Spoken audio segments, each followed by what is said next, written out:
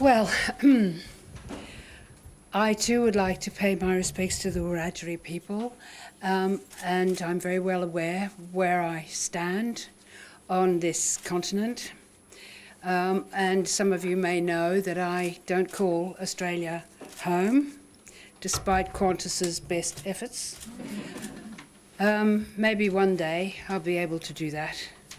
But I do call the University of Melbourne home, because it is, of course, my alma mater. It's my first university. And I want to talk to you about that first year, because we came to this university straight from school. I came straight from the forcing house of Catholic convent schooling, having gone from Star of the Sea Convent, having gone from my parish school to a forcing school, then on a diocesan scholarship to Star of the Sea Convent Garden Vale, and then to come with a government scholarship to Melbourne University. Now, I knew that I had two important things to do when I got here.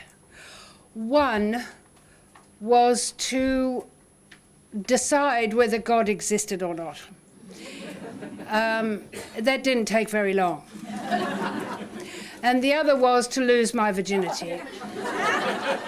That took rather longer and was more painful, as I recall. But it's important to realize that those of us who became radicals then. We came straight from school. In my case, we'd been brainwashed for years that we were meant to become dyed-in-the-wool supporters of the Democratic Labour Party. We were meant to be the counterweight to the Australian Labour Party. Now, perhaps people in Australia don't quite realise how important it is that Australia invented Labour politics.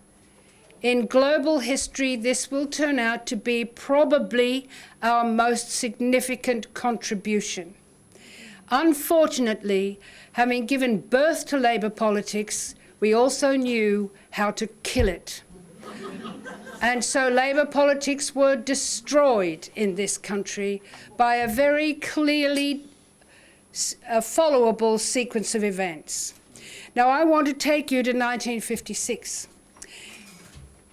The exhibition starts in 1960. But the people who made 1960 were around in 1956. We were cutting our teeth then.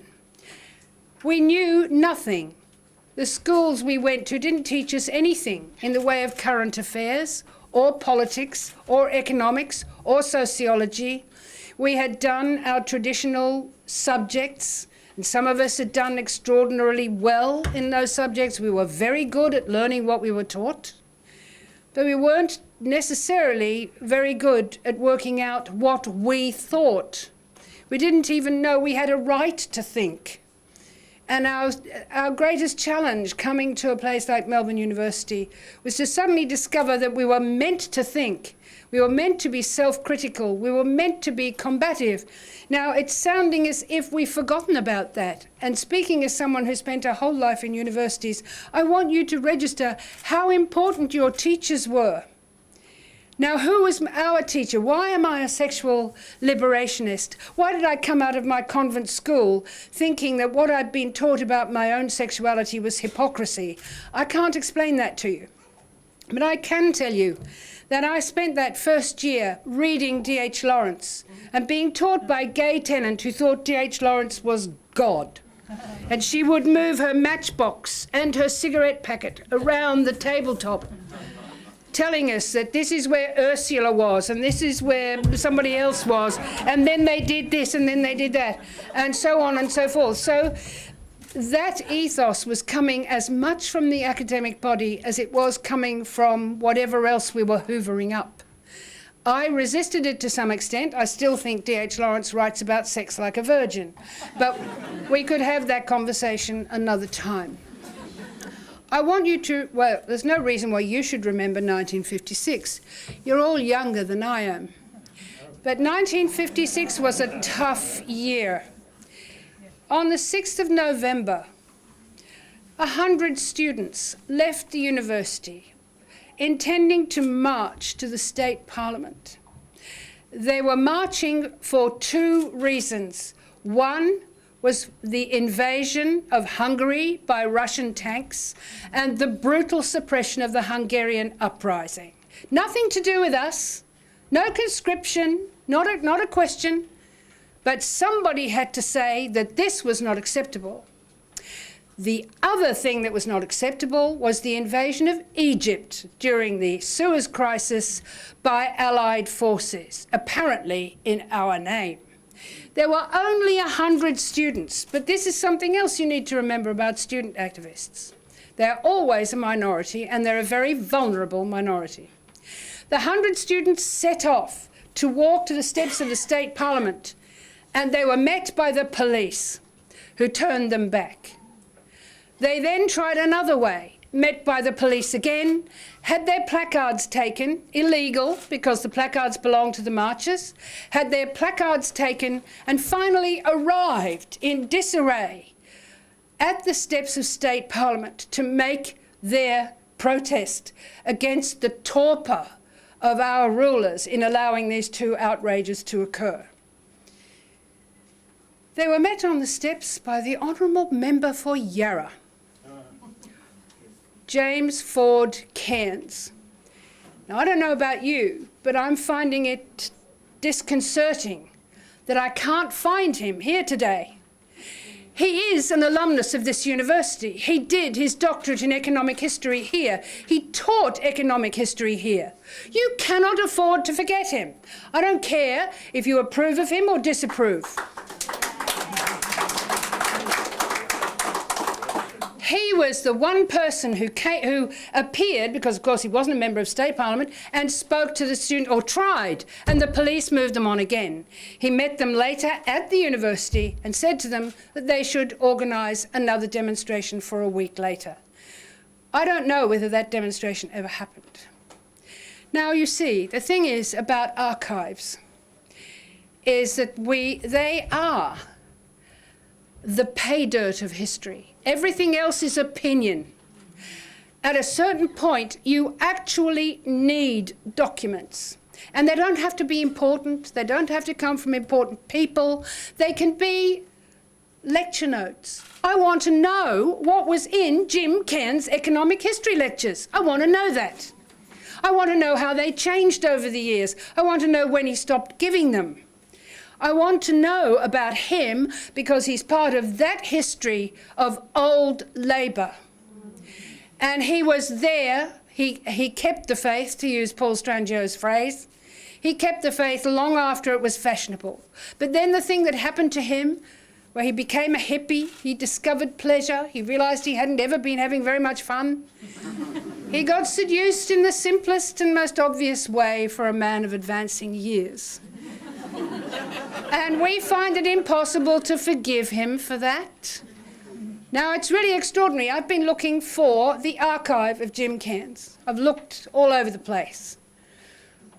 And generally, the name brings up nothing. Occasionally, it brings up his self-published little books about the future. I notice that Junie Morosi is giving them another airing, about which I will say nothing. You know where you can find the most material? Well, apart from Hansard, most of the information about Jim Cairns is in the ASIO files in the National Australia Archives, and it's reserved. So how far have we come? Why do I think I have kept an archive all my life? 180 file drawers. Almost none of it is contributed by celebrities. It is from ordinary people expressing the way they feel about the things I have said, about many things I haven't said, about things other people are doing, about the direction we're going in, whether it's right or wrong. People trying to deal with questions of abortion, of gender reassignment and so forth. And it's all there. I've never thrown away a single piece of paper because each one was for me a witness. I have no authority, at least I claim none.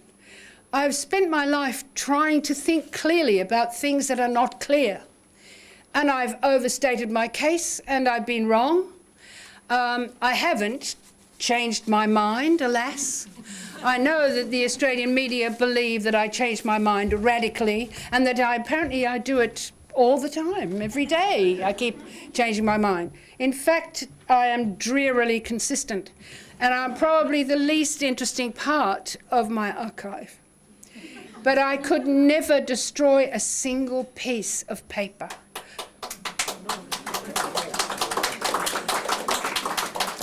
Because each is a witness. Now, the university has its own archive, which are the documents it must keep on the people who've been members of this community. But I would hope that the university now feels able to solicit information from people who are still alive about many of the people who've visited this university, who've been members of this academic body, and who have had influence elsewhere. Why did we all in London oppose the Vietnam War? Because of that year, that 1956 year. There's another name I want you to remember, and that is Peter King. Now, Peter King was here when I first came up to Melbourne. And Peter King is still, as some of you will know, he still runs the Centre for Peace and Conflict Studies from Sydney University. But he was here, and he was one of the most important elements in that year. I came here not knowing, really, about the Holocaust. And Peter was part of the group who showed us the Nazi archive film, the American film about what happened when they went to Auschwitz and Buchenwald. He showed us the film All Quiet on the Western Front, which we had never seen, never been shown at our schools. He also drafted us all into the anti-nuclear movement. You have to understand, in 1956, we were scared. The Cold War was a real thing, and we could still remember the other one because it had blighted our childhood. And suddenly we had a whole new war. And I don't know about you, but the nuns at my school knew more about the arms race than the CIA. They could tell me how many nuclear warheads there were on every single frontier in the world, which was, of course, nonsense, but they believed it. We doubted it, I think, because we doubted nearly everything the nuns said about anything. I mean, if they said you had to kiss a boy on a date as if your mother was watching, we knew they were barking. No way that was going to happen. So anyway, but Peter King, you see, again, the university doesn't necessarily know about these activities. These are what you will remember, what I remember as a very old woman. I remember that year. That was the year of the Melbourne Olympics. Now, are you aware that the Melbourne Olympics are a byword for conflict? One of the reasons is because the Russians met the Hungarians in a semi-final of the water polo and beat each other to ribbons so that the pool was full of blood, and the umpire strangely decided that Hungary had won. So this is our past, this is who we are, this is what we must not lose. So even if you haven't thought about those old letters and that, and all your old notebooks and course books and so forth, dig them out, dust them off, and bring them to the university, please.